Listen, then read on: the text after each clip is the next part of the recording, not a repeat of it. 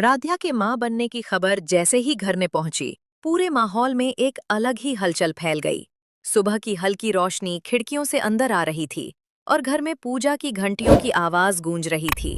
राध्या अभी अभी डॉक्टर से चेकअप करवाकर लौटी थी। उसके हाथ में एक छोटी सी रिपोर्ट थी, जिसे वो बार बार देख रही थी। चेहरे पर हल्की मुस्कान थी, लेकिन दिल की धड़कनें तेज थीं। जैसे ही उसने वो रिपोर्ट रजनी के हाथ में दी, रजनी की आंखें चमक उठीं। कुछ पल तक वो कागज को देखती रहीं, फिर उनकी आंखों में खुशी के आंसू आ गए। उन्होंने तुरंत राध्या को गले लगा लिया और भावुक होकर बोलीं, आज इस घर में सच में खुशियों की शुरुआत हुई है। तुमने इस परिवार को सबसे बड़ी खुशखबरी दी है। धीरे धीरे ये खबर पूरे घर में फैल गई कि राध्या मां बनने वाली है। घर में जैसे उत्सव सा माहौल बन गया। रजनी तो खुशी से मंदिर में जाकर भगवान का शुक्रिया अदा करने लगीं।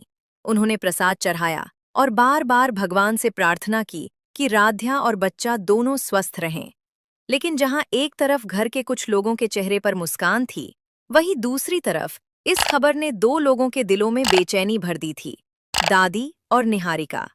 दादी जब ये खबर सुनती हैं, तो कुछ पल के लिए बिल्कुल शांत हो जाती हैं। उनके चेहरे की मुस्कान अचानक गायब हो जाती है। उनके मन में हमेशा से यही इच्छा थी कि किसी तरह राध्या इस घर से दूर हो जाए और प्रथम की शादी निहारिका से हो जाए। उन्हें लगता था कि निहारिका ही वो लड़की है जो उनकी हर बात मानेगी और उनके हिसाब से घर चलाएगी। लेकिन अब राध्या की प्रेगनेंसी ने सारी उम्मीदों को झटका दे दिया था। उधर निहारिका के लिए ये खबर किसी बिजली के झटके से कम नहीं थी।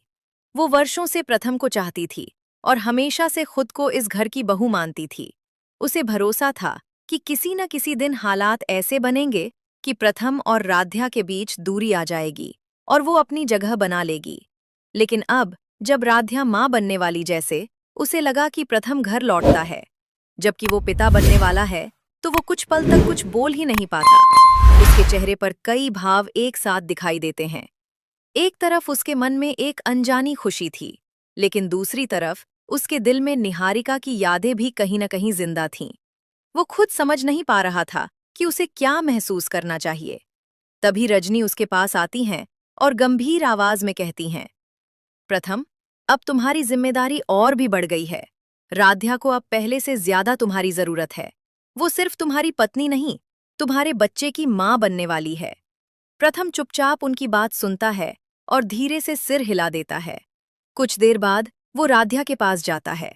राध्या बिस्तर पर बैठी होती है और अपने हाथों को कसकर पकड़े हुए होती है। उसकी आंखों में हल्का सा डर झलक रहा था। वो धीमी आवाज में कहती है, मुझे डर लग रहा है। क्या मैं सच में सब संभाल पाऊंगी?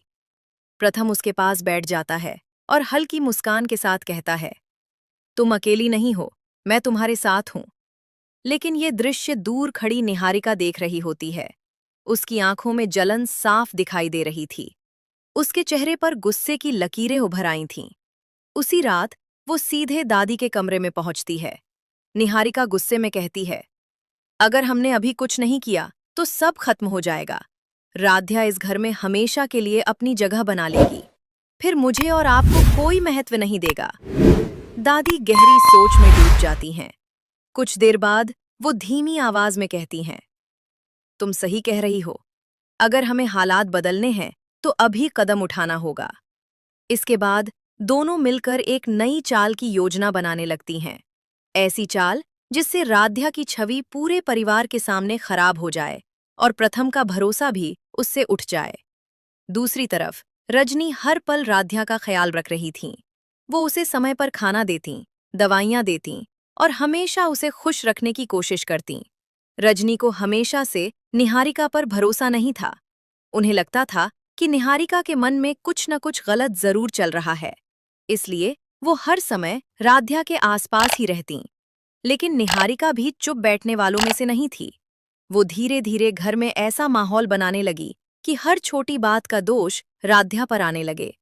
कभी वो पुराने झगड़ों को हवा देती, तो कभी ऐसी बातें करती जिससे प्रथम के मन में शक पैदा हो।